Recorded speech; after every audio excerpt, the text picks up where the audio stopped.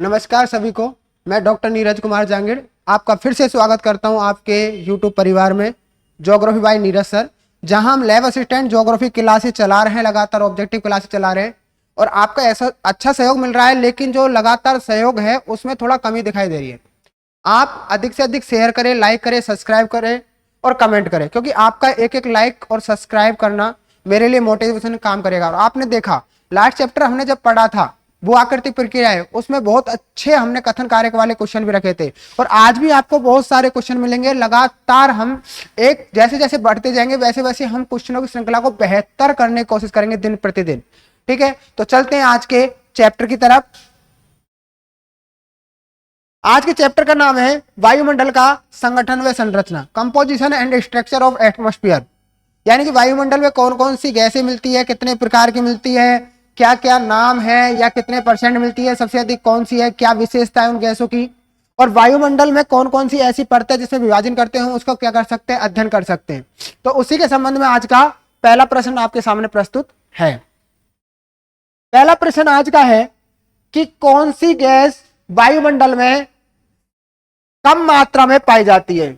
यानी कि कम मात्रा में कौन सी गैस पाई, क्या नाइट्रोजन है, क्या कार्बन डाइऑक्साइड है, क्या ओजोन है या आर्गन है, बताइए। तो इसका सीधा सीधा आंसर क्या हो जाएगा, ओजोन गैस। यानी कि इन सारी गैसों में से कम मात्रा में कौन सी गैस पाई जाती है, ओजोन गैस पाई जाती है। सबसे अधिक नाइट्रोजन, नाइट्रोजन के बाद कौन सी आती है, सबसे अधिक कौन सी आती है, नाइट्रोजन आएगी। नाइट्रोजन के बाद हम देखते हैं कौन सी, ऑक्सीजन आती है। ऑक्सीजन के बाद कौन सी आती है, आर्गन आती है। और आर्गन के बाद कौन सी आती है, कार्बन डाइऑक्साइड आती है।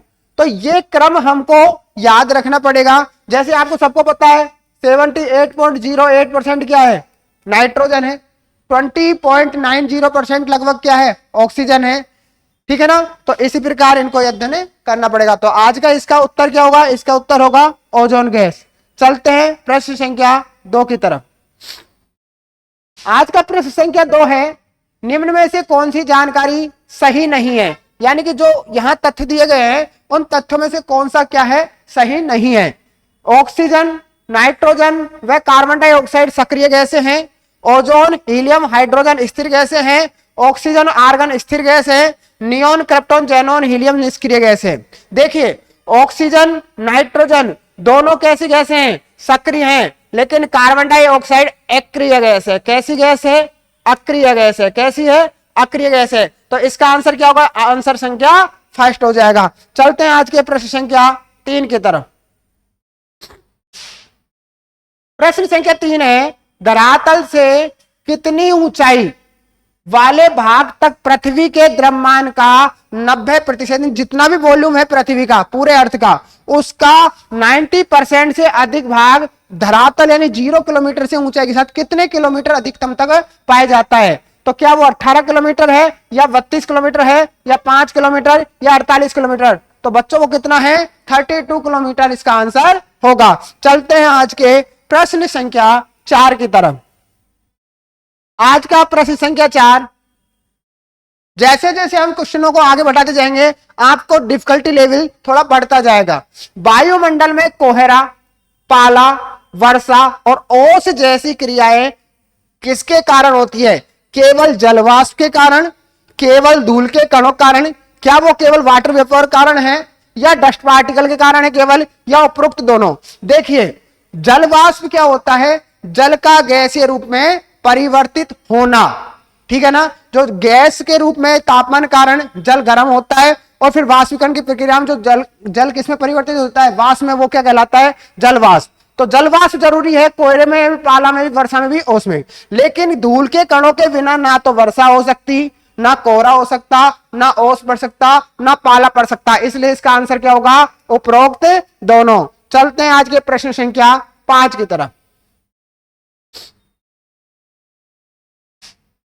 आज का प्रश्न संख्या 5 है, निम्न में से कौन सी गैस सौर विकिरण के लिए पारदर्शी एवं पार्थिव विकिरण के लिए अपारदर्शी है। यानी ऐसी कौन सी गैस है जो सूर्य से आने वाली जो है इंसोलेशन है उसके लिए तो उनको तो आने देती है, लेकिन जो पृथ्वी के जो पार्थिव विकिरण है उनको जाने नहीं देती। क्या वो ऑक्सीजन गैस है, क्या नाइट्रोजन है, क्या हीलियम है, क्या कार्बन डाइऑक्साइड? सबसे पहले देखना ये कैसी गैस है, ये हल्की गैस है जो ऊपरी ऊपर वरही मंडल एक्सोस्फीयर में क्या मिलती है, ऑक्सीजन है जो जीवनदायिनी गैस है। और कितने नंबर पर है, सेकंड नंबर पर। नाइट्रोजन फर्स्ट नंबर पर है, ठीक है ना। और नाइट्रोजन एक ऐसी गैस है जो मानव के लिए जरूरी तो है लेकिन मानव इसको प्रत्यक्ष रूप से ग्रहण नहीं कर सकता, यानी डायरेक्ट ले नहीं सकता। और सीधा सीधा इसका आंसर हो जाएगा कार्बन डाइऑक्साइड, कि कार्बन डाइऑक्साइड जो गैस है वो है जो सौर विकिरण के लिए क्या होती है, पारदर्शी, और पार्थिव विकिरण के लिए क्या होती है, अपारदर्शी। चलते हैं प्रश्न संख्या 6 की तरफ। आज की श्रृंखला का प्रश्न संख्या 6 है, वायुमंडल में पाए जाने वाले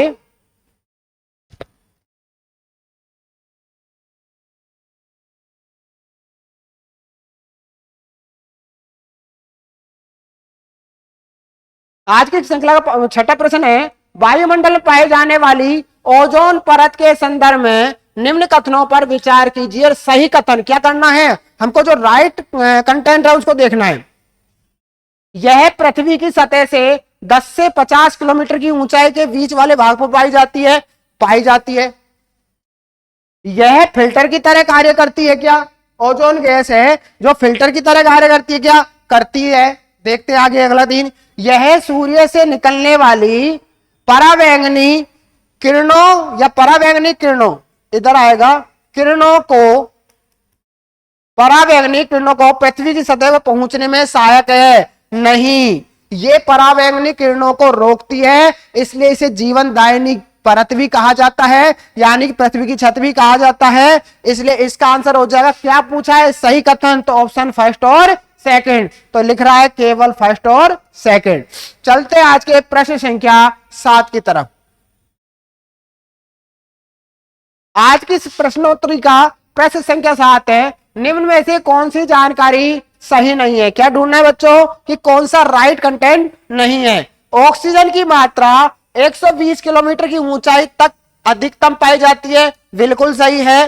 कार्बन डाइऑक्साइड एवं जलवाष्प सतह से 90 किलोमीटर ऊंचाई पाए जाते हैं, बिल्कुल सही है कि कार्बन डाइऑक्साइड व जलवाष्प दोनों की अधिकांश मात्रा है जो 90 किलोमीटर तक ही पाई जाती है धरातल से, जबकि ऑक्सीजन अधिकतम 120 किलोमीटर के आसपास तक पाई जाती है। वायुमंडल की विभिन्न प्रकार की गैसों का मिश्रण, वायुमंडल विभिन्न प्रकार की गैसों का मिश्रण है, कोई दिक्कत नहीं है। ओजोन एक हानिकारक ग्रीन हाउस प्रभाव वाली गैस है, नहीं, ओजोन एक ग्रीन हाउस प्रभाव वाली गैस नहीं है, जिसमें आएगा CO2, मीथेन, क्लोरोफ्लोरोकार्बन एटसेट्रा। तो प्रश्न का उत्तर क्या है, 4। चलते हैं प्रश्न संख्या 8 की तरफ।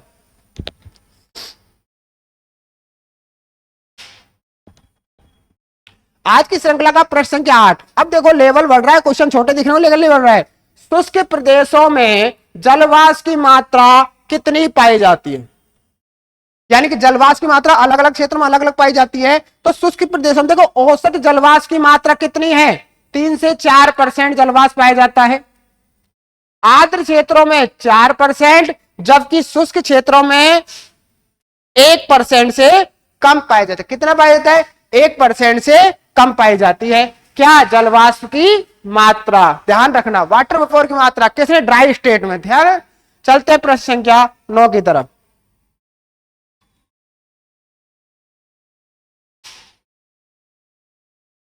आज की प्रश्नोत्तरी का प्रश्न संख्या 9।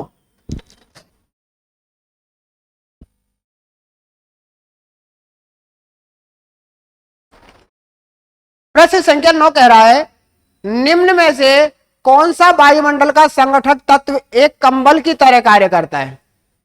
किसकी तरह कार्य कर रहा है, एक कंबल की तरह कार्य कर रहा है। कंबल क्या काम करता है, ना तो हीट को आने देता है और ना हीट को जाने देता है, ना तो अत्यधिक गर्म होने देता है ना अत्यधिक ठंडा होने देता है। तो क्या वो गैस है, क्या वो धूल के कण है, कल जलवाष्प है या उपरोक्त है। देखो ये तीनों है ना जो वायुमंडल के संगठन के भाग है, किसके भाग है, संगठन के भाग है, यानी कि इन तीनों के से मिलकर वायुमंडल का संगठन पूरा होता है। और इसमें भी जो जलवाष्प है वो जलवाष्प किसकी तरह कार्य करता है, कंबल की तरह कार्य करता है, जो ना तो ऊपर से आने वाली सूर्य विकिरणों को और ना नीचे से जाने वाली पार्थिव विकिरणों को अधिक जाने देता है, ना अधिक आने देता है, यानी कि ना तो पृथ्वी को अत्यधिक ठंडा होने देता है, ना पृथ्वी को अत्यधिक गर्म होने देता है। तो इसका आंसर क्या हो जाएगा, ऑप्शन संख्या से। चलते हैं प्रश्न संख्या 10 की तरफ। अब आगे कथन कारक वाले सवाल। कथन क्या कह रहा है कि धूल कणों का सबसे अधिक जमाव उपोष्ण और शीतोष्ण क्षेत्रों में होता है।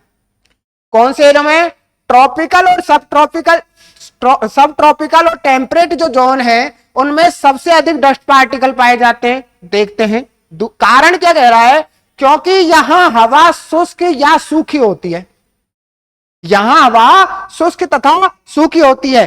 तो ऑप्शन देखते हैं, कथन एवं कारण दोनों सही है। बिल्कुल सही है कि कथन भी सही है और क्या है, कारण भी सही है, क्योंकि उपोष्ण और शीतोष्ण वो एरिया है जहां वर्षा की मात्रा कम पाई जाती है। कथन एवं कारण दोनों सही है, एवं कारण कथन की सही व्याख्या है। तो ये इसका पहला ही आंसर क्या हो जाएगा, सही हो जाएगा। चलते हैं आज के प्रश्न संख्या 11 की तरफ। आज का प्रश्न संख्या 11 है, पृथ्वी सतह से क्षोभ मंडल की ऊंचाई मानी गई है। अब देखो, पृथ्वी ये 0 किलोमीटर है, यहां से लेकर ऊपर की बात कर रहे हैं, ये वायुमंडल है। तो इस वायुमंडल में पहली परत कौन सी है, कौन सी है, ट्रोपोस्फियर। कौन सी है, ट्रोपोस्फियर है। तो ये कह रहे हैं कि पृथ्वी सतह से क्षोभ मंडल यानी ट्रोपोस्फियर की जो हाइट कितनी मांगी गई है, क्या वो 8 किलोमीटर है या 13 है या 18 है या 50 है। तो देखो इसका सीधा का सीधा आंसर क्या होगा, 13 kilometre according to NCERT। Number 1। दूसरी बात है कि ये तो क्या है, औसत ऊंचाई है। ऊंचाई बोलिए ना, तो ये कैसी ऊंचाई है, औसत ऊंचाई है क्षोभ परत की, क्षोभ मंडल की, ठीक है ना। लेकिन यदि हम देखते हैं ध्रुवों पर इसकी ऊंचाई कितनी होती है, 8 किलोमीटर, जबकि इसकी अधिकतम ऊंचाई कितनी है, 18 किलोमीटर। कितनी है, 18 किलोमीटर। चलते हैं प्रश्न संख्या 12 की तरफ।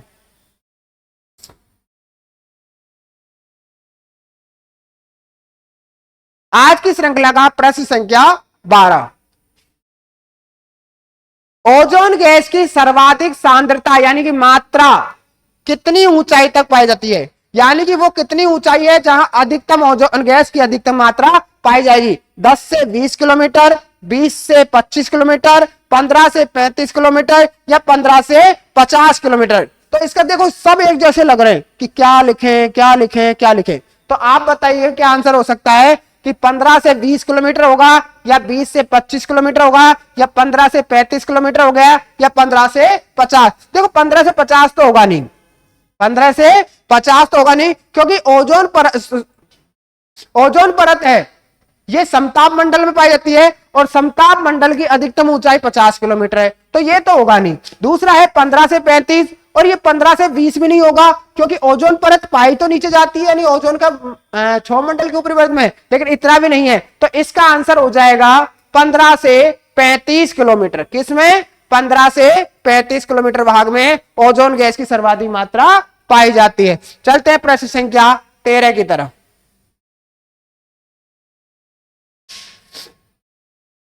आकाश का नीला दिखाई देना या दिखाई, जो आकाश नीला दिखाई देता है वो किस कारण के लिए दिखाई देता है, सूर्य की किरणों के परावर्तन के कारण, सूर्य किरणों के विसरण के कारण या सूर्य किरणों के प्रकीर्णन के कारण। तीनों चीजों में अंतर है, ये परावर्तन है, ये सूर्य किरणों का विसरण है या प्रकीर्णन है। बताइए किसके कारण दिखाई देगा आकाश का क्या है, नीला रंग। बताइए आकाश का नीला रंग दिखाई देता है सूर्य की किरणों के प्रकीर्णन के कारण। किसके कारण, सूर्य किरणों के प्रकीर्णन के कारण। चलते हैं प्रश्न संख्या 14 की तरफ।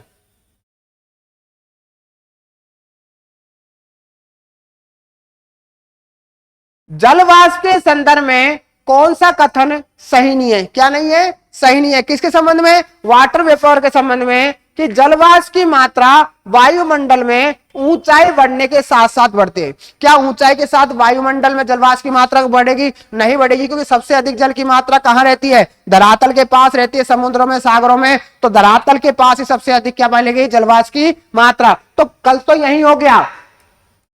फिर भी देख लेते हैं, भूमध्य रेखा से ध्रुव की तरफ जाने पर जलवाष्प की मात्रा में कमी आती है। बिल्कुल, क्योंकि भूमध्य रेखीय क्षेत्र है जो जलवाष्प वाला क्षेत्र है, यानी अत्यधिक समुद्री क्षेत्र वाला भाग है, तापमान अधिक होता है और वहां वर्षा की मात्रा भी अधिक होती है। यह पृथ्वी से निकलने वाले तापमान को संग्रहित करता है, यानी कि जलवाष्प है जो पार्थिव विकिरण को ऊपर जाने नहीं देता। जलवाष्प वायु को स्थिर और अस्थिर होने में योगदान देता है। बिल्कुल सही बात है। तो इसका सीधा सीधा आंसर क्या हो जाएगा?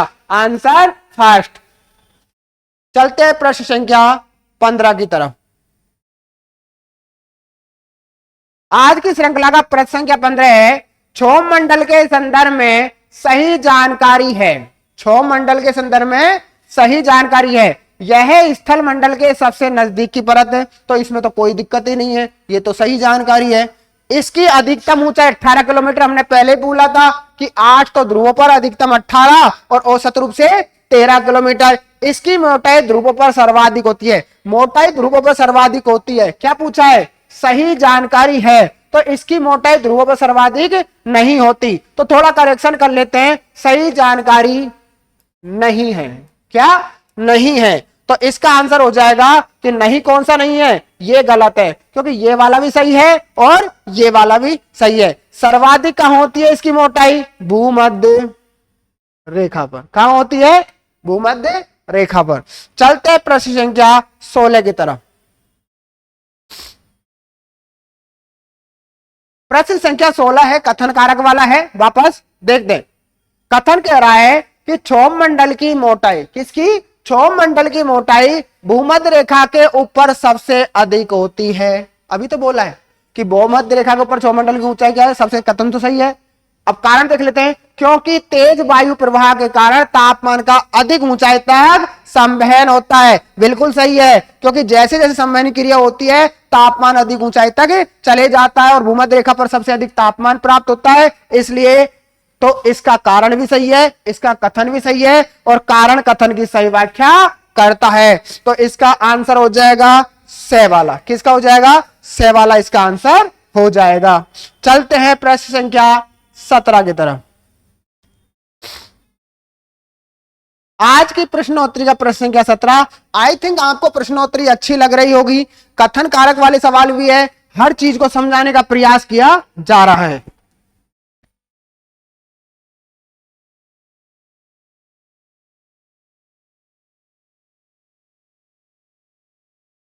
आज की प्रश्नोत्तरी की प्रश्न संख्या 17 है, सही विकल्प का चुनाव कीजिए। क्या करना है?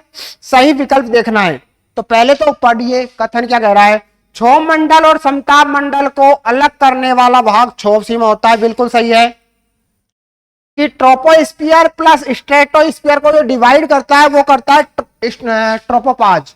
ट्रोपोपाज यानी क्षोभ सीमा। और क्षोभ सीमा क्या है? क्षोभ मंडल के ऊपरी भाग में, क्षोभ मंडल के ऊपरी भाग में 1 से 1.5 किलोमीटर की मोटाई पे एक ऐसी विशेषता होती है जहां इनकी जो दो परतें हैं, ऊपर समताप मंडल नीचे क्षोभ मंडल, उनकी विशेषताओं क्या करते हैं? अलग कर दिया जाता है। तो ये तो सही है। विषुवत व्रत, ये है विषुवत, ये लिख रहा है विषुवत।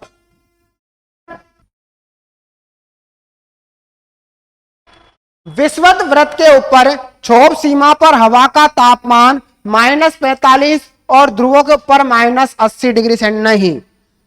देखो, एक होती है सामान्य ताप पतन दर की ऊंचाई के साथ तापमान में कमी होना।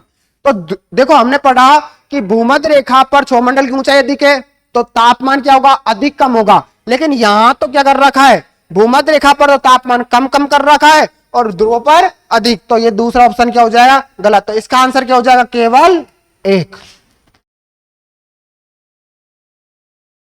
चलते हैं आज के प्रश्न संख्या 18 की तरफ। प्रश्न संख्या 18 है, पृथ्वी के वायुमंडल को 5 विभिन्न परतों में बांटा गया है, बिल्कुल बांटा गया है। कौन कौन सी है? क्षोभ मंडल, समताप मंडल, आगे बोलो, मध्य मंडल,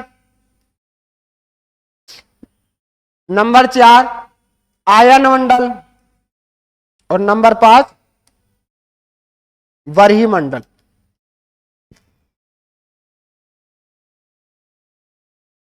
इन 5 परतों में ऊंचाई यानी सबसे धरातल पास यह है, उसकी अधिक ऊंचाई पर यह है, उसकी अधिक ऊंचाई पर, उसकी अधिक ऊंचाई पर, यह सबसे बाहरी परत है। तो ये कह रहा है निम्न में से किन परतों में ऊंचाई में वृद्धि के साथ तापमान में कमी, यानी कि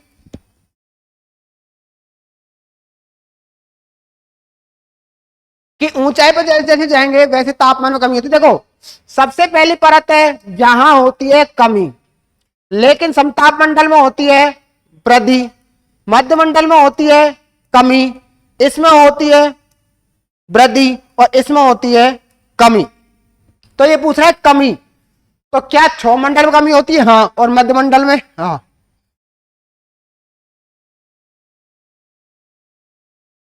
यानी कि क्षोभ मंडल और मध्य मंडल यानी कि ट्रोपोस्फियर और मेसोस्फियर, इन दोनों में क्या होती है? तापमान में कमी होती है ऊंचाई के साथ। चलते हैं प्रश्न संख्या 19 की तरफ। आज की प्रश्नोत्तरी का प्रश्न संख्या 19 है, वायुमंडलीय परतों का ऊंचाई के अनुसार सही क्रम है। मैंने भी पढ़ते बताई, तो ऊंचाई के अनुसार इनका सही क्रम क्या होगा? तो सही क्रम क्या होगा तो वो देखना है। तो देखो इसको बस इंग्लिश में लिख दिया।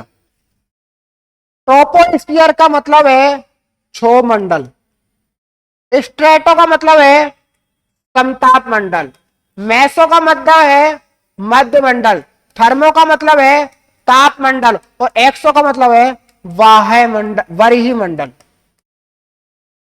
तो क्या क्षोभ मंडल सबसे नीचे पाई जाती है? बिल्कुल पाई जाती है। उसके ऊपर समताप मंडल, उसके ऊपर मध्य मंडल, उसके ऊपर ताप मंडल, इसका ही नाम है आयन मंडल, और इसका ही नाम क्या है? वायरी मंडल। ठीक है ना? तो ये पहला ऑप्शन ही क्या हो जाएगा? ऑप्शन संख्या फर्स्ट ही क्या हो जाएगा? सही, क्योंकि क्या देखना है? सही क्रम देखना है। चलते हैं प्रश्न संख्या 20 की तरफ।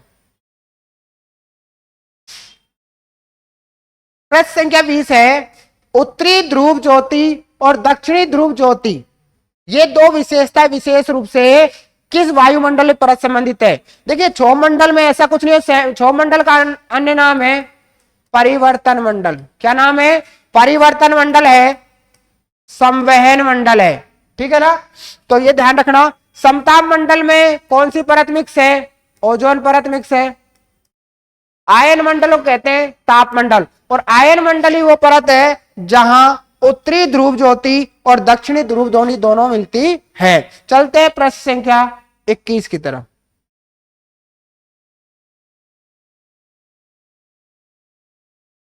समताप मंडल की खोज किसने की? बड़ा सिंपल सवाल है। समताप मंडल खोज किसने की? खोज किसने की? किसकी? स्ट्रेटोस्फीयर की। किसने की? टिसरा दी बोर ने की, टॉमसन ने की, हेनरी कुसिन ने की, या किसने की? तो इसका सीधा सीधा आंसर क्या हो जाएगा? ऑप्शन संख्या फर्स्ट, टिसरा दी बोर। चलते हैं प्रश्न संख्या, आज की प्रश्न संख्या 22 की तरफ। आई होप आपको प्रश्नोत्तरी बहुत अच्छी लग रही होगी। आप ज्यादा से ज्यादा लाइक करें, शेयर करें, सब्सक्राइब करें। थोड़ा सा आपको डार्कनेस दिख रहा होगा क्योंकि थोड़ा टेक्निकल मिस्टेक है, उसको सही कराने का प्रयास किया जा रहा है। हाइड्रोजन, हीलियम जैसी सर्वाधिक हल्की गैसें वायुमंडल की किस परत में मिलती है? यानी सबसे हल्की, और हल्की चीज कहां रहती है? हमेशा सबसे ऊपर रहती है। तो यदि आपको पता है सबसे ऊपर की परत कौन सी है, कौन सी है? एक्सोस्फीयर। चलते हैं प्रश्न संख्या 23 की तरफ, 23।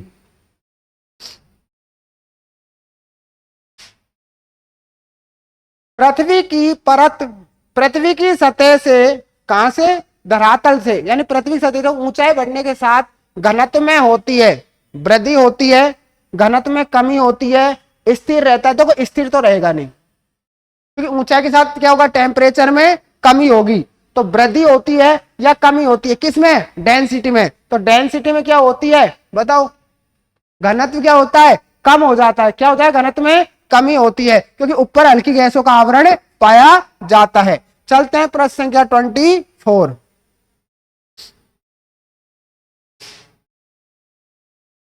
वायुमंडल को 5 विभिन्न परतों में बांटने का मुख्य आधार क्या है? आपने 5 परतें पढ़ ली, क्षोभ मंडल, समताप मंडल, आयन मंडल, मध्य मंडल, आयन मंडल और बहिर्मंडल। लेकिन ये बांटने का क्या है? क्या दबाव के कारण बांटी गई है? प्रेशर को दिखाने के लिए? नहीं। क्या घनत्व को? नहीं। क्या जल को? सीधा सीधा क्या है? तापमान। क्योंकि ये तापमान के आधार पर क्या की गई है? डिवाइड गई है कि क्षोभ मंडल में ऊंचाई के साथ तापमान में कमी, समताप मंडल में वृद्धि, मध्य मंडल में फिर कमी, फिर आयन मंडल फिर वृद्धि और बहिर्मंडल में फिर कमी दिखाई देती है। आज का प्रश्नोत्तरी का अंतिम प्रश्न संख्या 25। क्षोभ मंडल की सर्वाधिक ऊंचाई किस ऋतु में होती है? किस सीजन में जो ट्रोपोस्फियर है वो हाइट सबसे अधिक होगी? क्या वो शीत ऋतु है या ग्रीष्म ऋतु है या वर्षा ऋतु या शरद ऋतु? देखो, शरद और वर्षा से तो नहीं होगा, अब है शीत और ग्रीष्म। क्षोभ मंडल की पहचान किससे है? टेम्परेचर से है, यानी जितने अधिक टेम्परेचर होगा उतने क्षोभ मंडल की स्थिति रहेगी और वो किस में रहेगा? ग्रीष्म काल में। तो ये हमारी 25 प्रश्नों की श्रृंखला थी। आई होप आपको बहुत अच्छी लगी होगी। आप ज्यादा से ज्यादा लाइक करें, शेयर करें, सब्सक्राइब करें, कमेंट करें। मिलते हैं आपसे नई क्लास के साथ फिर से कल। धन्यवाद।